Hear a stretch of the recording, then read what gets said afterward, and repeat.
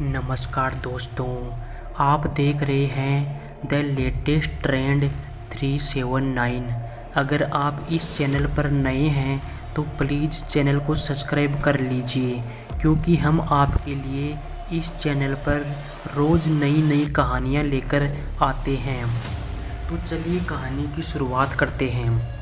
वैसे तो उत्तर प्रदेश के सोनभद्र जिले में बसे हजारों साल पुराने इस विजयगढ़ किले का इतिहास महाभारत काल से ही जुड़ा हुआ है, लेकिन ये किला चंद्रकांता किले के नाम से भी जाना जाता है, क्योंकि यहाँ पर बने रंग महल में एक ज़माने में विजयगढ़ की राजकुमारी चंद्रकांता रहा करती थी। तो अलग अलग समय पर यहाँ बहुत से राजाओं ने निर्माण कार्य करवाए और अपने हिसाब से इस किले को बेहतर रूप देने की कोशिश की गई। इस जगह को जहाँ पर किला बना हुआ है किसी ज़माने में विजयगिरी के नाम से भी जाना जाता था, और यहाँ एक समय में साधुओं और ऋषियों द्वारा तपस्या की जाती थी। तो ऐसा बताया जाता है कि चंद्रगुप्त मौर्य को जब मगध पर आक्रमण करना था तो उन्होंने अपनी सेना को इसी किले में विश्राम करवाया था।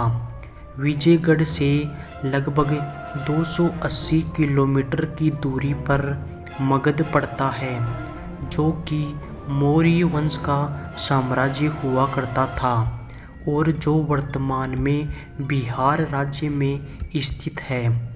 इसके अलावा विजयगढ़ के इस किले पर गुप्त वंश, गुर्जर प्रतिहार, मुगल वंश और अंत में काशी नरेश चेत सिंह का भी राज रहा था। लेकिन साल 1888 में प्रकाशित देवकीनंदन खत्री द्वारा लिखे गए हिंदी उपन्यास चंद्रकांता ने इस किले को पूरे देश में प्रसिद्धि दिलाई।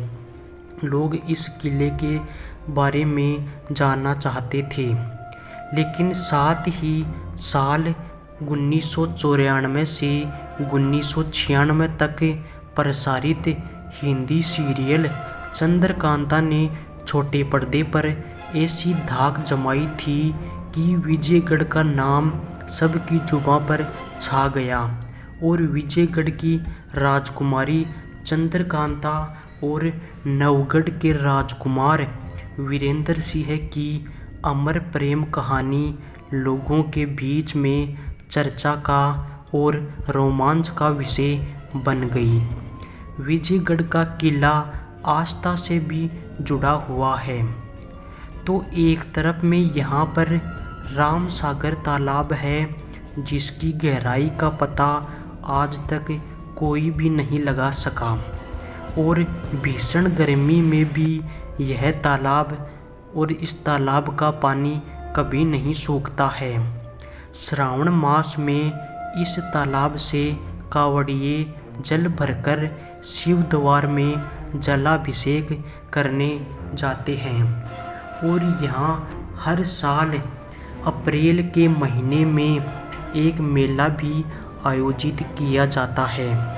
और वही दूसरी तरफ हम देखें तो मुस्लिम समुदाय के लोग यहाँ स्थित मीरान साहब बाबा की मज़ार पर दूर दूर से चादर चढ़ाने आते हैं। तो एक मान्यता के अनुसार विजयगढ़ की रानी चंद्रकांता और नवगढ़ के राजा वीरेंद्र सिंह एक दूसरे से बेहद प्यार करते थे। क्रूर सिंह, जो कि विजयगढ़ के राजा के दरबार में शामिल था, वह रानी चंद्रकांता को हासिल करके विजयगढ़ की गद्दी पर बैठना चाहता था।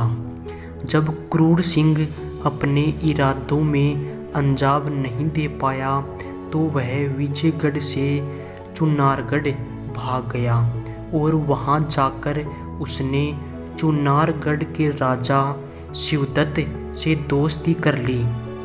क्रूर सिंह ने शिवदत्त से कहा कि उसको किसी भी तरीके से चंद्रकांता को हासिल करना है, और फिर शिवदत्त ने चंद्रकांता को पकड़ लिया।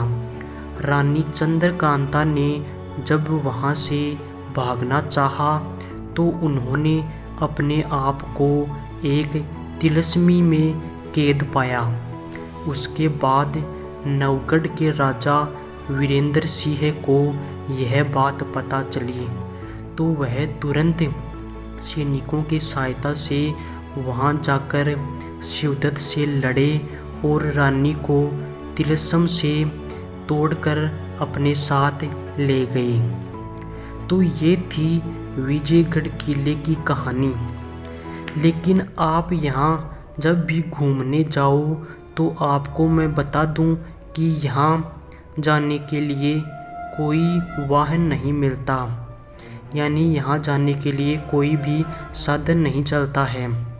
या तो आप अपने निजी वाहन से यहाँ पहुँच सकते हैं या फिर आप रॉबर्टगंज से ही कैब या ऑटो को किराए पर लेकर यहाँ जा सकते हैं।